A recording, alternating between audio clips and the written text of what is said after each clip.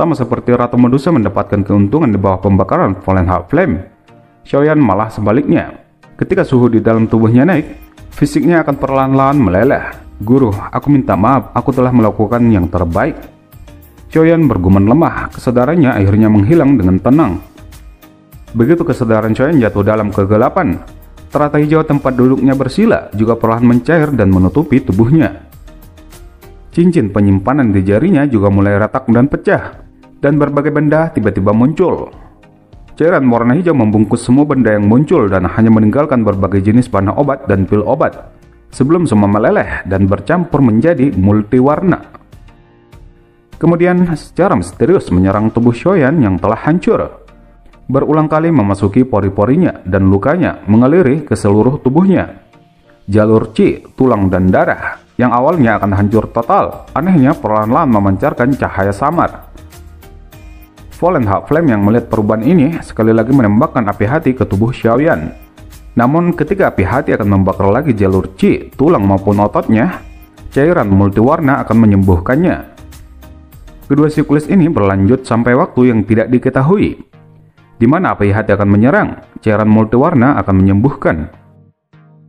1 tahun telah berlalu. Selama 1 tahun ini sudah banyak perubahan di Akademi Dalam. Kadang-kadang akan ada seorang yang melemparkan tatapannya ke arah ujung menara untuk mengingat pertempuran hebat yang menggetarkan jiwa. Selama 1 tahun ini juga, Akademi Dalam telah menerima banyak siswa baru dan berbagai faksi baru bermunculan. Namun tidak peduli seberapa kuat dan ganas faksi-faksi yang bermunculan, mereka masih tidak memiliki keberanian sedikit pun untuk memprovokasi sebuah faksi yang saat ini telah tumbuh menjadi makhluk besar. Sebuah faksi yang bahkan membuat para tetua Akademi Dalam menghormatinya, yaitu Gerbang Pan. Di alam bawah sadar Xiaoyan yang benar-benar gelap, cahaya samar warna hijau tiba-tiba muncul dan berulang kali berkedip-kedip.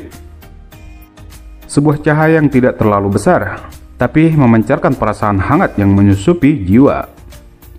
Disinari oleh cahaya hangat itu, kesadaran yang kacau balau perlahan-lahan terbangunkan. Semburan ingatan dengan cepat muncul dan menemukan sesuatu yang semula miliknya. "Aku masih hidup?" Gumanan samar membuat dunia hitam gelap segera bergelombang. Beberapa helai cahaya menembus kegelapan dan memancar pada kesadaran itu, menyebabkan dia perlahan membuka matanya. Pria muda seperti mayat yang hanyut dalam kobaran api tiba-tiba menggerakkan jarinya. Segera matanya yang tertutup rapat terbuka dengan tiba-tiba. Setelah terbangun dan pulih dari kegelapan yang tak berujung, Xiaoyan menundukkan kepalanya untuk melihat tubuhnya. Namun dia merasa bingung. Kekuatannya tidak sedikit pun rusak, bahkan dia merasa lebih kuat. "Douqi? Di mana Douqiku?" Xiaoyan tiba-tiba panik setelah tidak menemukan kristal Do maupun Douqinya. Namun saat pikiran ini melintas di hati Xiaoyan, suara gemuruh Douqi yang kuat melonjak keluar seperti banjir dari setiap bagian tubuhnya sebelum mengaliri kristal Do-nya. Kemudian Xiaoyan perlahan menyebarkan energi di telapak tangannya dan bahunya berguncang dengan lembut. Douqi tiba-tiba melonjak dari dalam tubuhnya sebelum akhirnya mengikuti rute pembuluh darah ke punggungnya. Tiba-tiba sayap api warna hijau menembak keluar. Transformasi Douqi menjadi sayap. Xiaoyan sedikit memiringkan kepalanya untuk mempelajari sayap api warna hijau yang menjulur dari punggungnya. Bukankah ini menunjukkan mulai sekarang dia telah benar-benar menerobos level doang? "Guru, sepertinya takdir belum memisahkan kita." Xiaoyan menundukkan kepalanya dan mengusap cincin hitam pekat di jarinya. Namun dia terkejut melihat cincin penyimpanannya telah hilang. Tatapannya kemudian menyapu sekitar dan melihat tumpukan benda. Dalam tumpukan benda ini, dia sudah melihat penguasa hitamnya serta beberapa gulungan. Namun dia tidak menemukan bahan atau pil obat sama sekali. Mungkin ini alasan aku bisa pulih. Xiaoyan berpikir keras, ini karena dia juga menemukan bahwa lotus hijau yang ada di bawahnya juga telah lenyap. Dia kemudian melemparkan tatapannya pada Ratu Medusa yang matanya masih tertutup. Roh dan ular manusia di atas kepalanya sudah sebagian besar telah bergabung pada saat ini. Kelihatannya hanya menunggu waktu, mereka akan sepenuhnya bergabung. Xiaoyan merasa ragu ketika melihat penggabungan Ratu Medusa yang sangat lamban. Dia kemudian mengalihkan tatapannya pada Fallen Heart Flame yang tiba-tiba bergetar. Suara mendesis marah segera terdengar ketika api hati sekali lagi menembak ke arah Xiaoyan.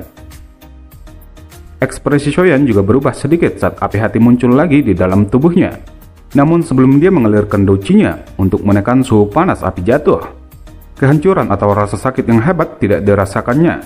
Sebaliknya, itu menyebabkan tubuhnya dipenuhi dengan perasaan hangat. Jangan bilang bahwa aku sudah terbiasa dibakar. Senyum padat dengan cepat melebar di mulut Xiaoyan setelah mengetahui bahwa Fallen Heart Flame tidak lagi memiliki banyak efek untuknya. Maka, sudah waktunya untuk balas dendam. Fallen Heart Flame segera marah setelah merasakan niat membunuh merembes keluar dari tubuh Xiaoyan. Dengan desisan, cahaya hijau samar sekali lagi melonjak dari tubuhnya sebelum akhirnya membungkus Xiaoyan. Pada saat yang sama, dia juga menembakkan api hati. Taktik ini lagi. Xiaoyan tersenyum dan menggelengkan kepalanya. Dengan jentikan jarinya, nyala api warna hijau melonjak keluar berkali-kali lebih kuat dari tubuhnya dan memblokir semua api tak terlihat. Pada saat yang sama, ketika dia akan menyalurkan douchinya untuk membungkus api hati di dalam tubuhnya, sebuah cahaya pijar tiba-tiba meletus dari tubuhnya, memblokir nyala api hati yang menyebar. Ini, Xiaoyan berteriak kaget. Dari mana asalnya benda ini? Bahkan Fallen Heart Flame takut akan hal itu. Cahaya pijar aneh ini dihasilkan ketika Xiaoyan masih dalam tidak sadarkan diri. Terbentuk ketika cahaya hijau bercampur dengan begitu banyaknya cairan obat sebelumnya. Mengetahui hal ini, senyum di wajah Xiaoyan semakin tebal. Fallen Heart Flame adalah sesuatu yang tidak lagi menakutkan baginya. Dengan cahaya pijar di dalam tubuhnya, segala serangan Fallen Heart Flame sudah tidak berdampak pada Xiaoyan, itu akan terkikis dengan sendirinya. Mata Xiaoyan berkedip lembut saat cahaya pijar memasuki kedua matanya. Kemudian, dunia magma yang muncul di depannya segera berubah dan perlahan terlihat transparan. Di sana ada sekelompok ular api kecil warna keputihan muncul berulang kali. Mata kecilnya dipenuhi dengan api yang tak terlihat. Apakah ini tempat inti dari Fallen Heart Flame berada? Ular api kecil sepertinya telah merasakan tatapan Xiaoyan. Mengayunkan ekornya, tubuh kecilnya berbaris ke segala arah seperti kilat. Mencoba untuk menggunakan ini untuk bersembunyi dari tatapan Xiaoyan. Namun, dengan mata Xiaoyan yang sudah disusupi cahaya pijar, segala tindakan ular kecil ini terlihat olehnya. Kamu ingin melarikan diri? Xiaoyan tersenyum dan menggelengkan kepalanya. Beberapa saat kemudian, cahaya perak muncul di bawah kakinya. Dalam sekejap, dia sudah muncul di dinding cahaya yang melindungi ular api kecil. Peng, suara hantaman terdengar ketika Xiaoyan sudah muncul lagi di tempat dia sebelumnya. Ular api kecil baru saja mendesis marah ketika dinding penghalang energinya semakin ilusi. Namun tangan Xiaoyan sudah menjulur dan menangkapnya. Mata Xiaoyan membawa panas liar saat dia menatap tajam pada ular api kecil warna krem di tangannya yang sedang berjuang dalam cahaya pijar. Selanjutnya, langkah yang paling penting, menyempurnakan dan menelan. Kemudian Xiaoyan sejenak menundukkan kepalanya untuk melihat cincin hitam gelap di jarinya. Guru, lindungi muridmu agar berhasil menyempurnakannya. Setelah mengatakan ini, dia mulai duduk bersila. Api warna hijau di tangannya tiba-tiba melonjak dan mulai membakar ular api kecil di tangannya. Di bawah penindasan api warna hijau Xiaoyan yang terus-menerus, perlawanan Fallen Heart Flame pada dasarnya sudah tak berguna. Setelah waktu yang tidak diketahui, Fallen Heart Flame yang dibungkus oleh lapisan api hijau kini hangat dan damai, seolah-olah baru saja lahir, tidak memiliki sifat penghancur sedikit pun. Apakah aku akhirnya berhasil? Pikiran Xiaoyan terbangun saat merasakan Fallen Heart Flame yang sudah menjadi hangat. Selanjutnya, penyempurnaan. Dengan kendali pikirannya, gumpalan Fallen Heart Flame perlahan digerakkan ke pembuluh darahnya, melewati sepanjang rute mantra api dan diam-diam menyebarkannya. Penyempurnaan Fallen Heart Flame jauh lebih mudah daripada yang diperkirakan Xiaoyan, bahkan lebih lancar daripada saat dia pertama kali menyempurnakan Green Lotus Core Flame. Xiaoyan sekali lagi terbangun saat Fallen Heart Flame berhasil disempurnakan, namun dia tidak buru-buru untuk menggabungkannya dengan Green Lotus Core Flame. Dia sejenak menatap Ratu Medusa yang matanya masih tertutup dan masih dalam tahap penggabungan roh. Matanya sembarangan menyapu tubuh cantik Ratu Medusa yang telanjang sebelum dengan cepat menggesernya. Wanita ini sepenuhnya diisi dengan semacam daya tarik yang tidak biasa terhadap pria. Xiaoyan akhirnya mengendalikan pikirannya setelah terdiam selama beberapa waktu. Selanjutnya, penggabungan dua api surgawi. Pikiran Xiaoyan segera memberi perintah dan penindasan pada dua jenis api surgawi juga menghilang. Setelah hilangnya penindasan, dua api surgawi mulai bertarung seperti harimau ganas yang baru saja turun gunung. Peng, meskipun ada lapisan mantra api yang memblokir mereka, Tabrakan masih memancarkan suara yang rendah, dalam, keras, dan jelas. Suhu panas yang hebat naik dari pusaran. Waktu dengan cepat berlalu, pikiran Choyan tiba-tiba bergetar, dan segera dia memulihkan kesadarannya. Saat ini, gumpalan api hijau dan putih benar-benar terjalin dalam pusaran sebelum secara bertahap bercampur bersama. Warna hijau putih telah benar-benar menghilang, itu diganti api hijau gelap seperti jamrud. Apakah akan mulai bergabung? Hati Choyan dipenuhi dengan antisipasi untuk nyala api baru yang belum dilahirkan.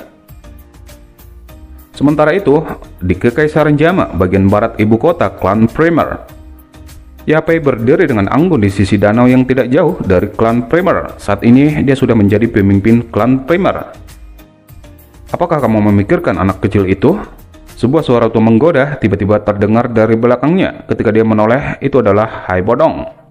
Hai Bodong sejenak menepuk bahu Yapei sebelum tatapannya mengamati bagian tengah danau. Aku ingin tahu bagaimana keadaan anak kecil itu. Sudah hampir 3 tahun sejak dia meninggalkan Kekaisaran Jama. Yapei mengangguk ringan sebelum dia tersenyum. Orang itu mungkin tampak tidak berbahaya bagi manusia dan hewan, tapi sebenarnya dia sangat licik. Hai Lao tidak perlu khawatir. Aku tidak khawatir, Hai Bodong tersenyum. Namun Choyan tampaknya sangat menghormati klannya. Sekarang, klan Xiao telah dikejar oleh sekte Mystic Cloud sampai mereka seperti anjing yang kehilangan rumahnya. Jika kita tidak membantu mereka secara diam-diam, kemungkinan besar semua anggota klan Xiao akan hilang. Kemudian tatapan Hai Bodong beralih ke puncak gunung tempat di mana sekte Mystic Cloud berada.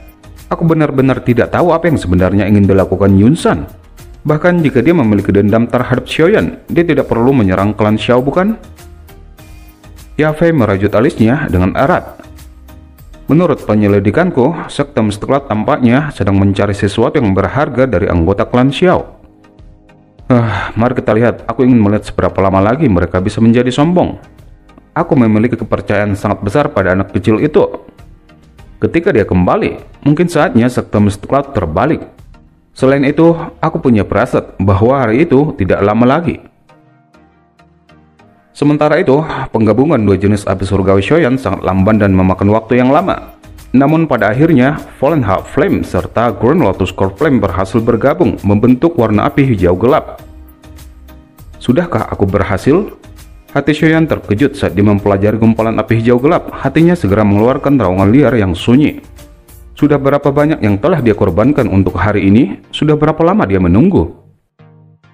Raungan dalam hati Choyan perlahan menghilang. Pikirannya kemudian mengendalikan gumpalan api hijau gelap sebelum menungkannya ke roh penerimaan kecil di dalam pusaran.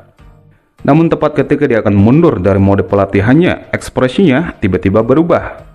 Dia bisa dengan jelas merasakan bahwa roh penerimaannya tiba-tiba mulai bergetar hebat. Apa yang terjadi? Jangan bilang itu adalah gejala sisa dari penggabungan api surgawi. Saat itu, guru memang menyebutkan bahwa mungkin ada beberapa masalah yang muncul setelah penggabungan api surgawi. Jangan bilang. Saat hati Choyan ragu-ragu, getaran roh penerimaannya tiba-tiba berhenti. Kemudian, api jahat yang tidak biasa tiba-tiba menyebar dari roh penerimaan sebelum menyebar ke setiap bagian tubuhnya. Nyala api jahat yang tidak biasa ini mungkin tidak membahayakan Xiaoyan. Namun itu menyebabkan seluruh tubuhnya terasa agak panas. Kondisi ini mirip seperti saat seseorang mengkonsumsi pil obat kuat. Douqi mengalir dengan liar di dalam tubuh Choyan dalam upaya menekan api jahat. Namun nyala api ini cukup keras kepala. Semakin ditekan, semakin besar pembalasannya. Oleh karena itu, setelah beberapa pertukaran, mata Choyan benar-benar dipenuhi kemarahan yang cerah. Aku tidak bisa lagi mengendalikannya. Choyan terengah-engah seperti banteng saat dia berdiri. Alasannya akhirnya ditekan oleh keinginannya. Mata merah cerahnya menyapu ke segala arah sebelum tiba-tiba berhenti pada sosok cantik menyihir yang telanjang tidak jauh. Tenggorokannya berguling dan wajahnya seperti terbakar saat dia perlahan berjalan menuju Ratu Medusa yang matanya tertutup.